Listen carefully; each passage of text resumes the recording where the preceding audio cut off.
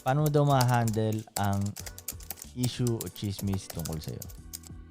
Damn. Yan, medyo sumeryoso yun. Ako, sasagot niya na. Oh, sige. Huwag mong i-handle. Explain further.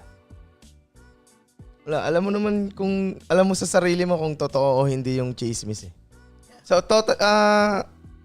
kadalasan naman pag salitang chismis, hindi totoo yan. Kuya. Chismis nga eh. Nice sayer. So, Paano pag sobrang daming naniniwala?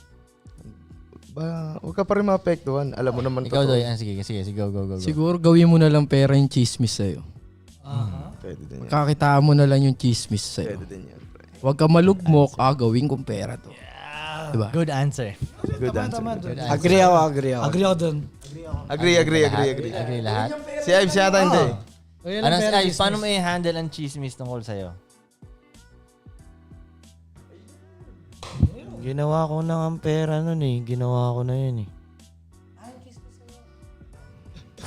Totoo daw yun ah. Totoo ang chismis. Yeah. Hindi, totoo yun. Kesa magdrama ka nga na magdrama, maipagsalpuan ka pa sa mga kagalong-galong-galon.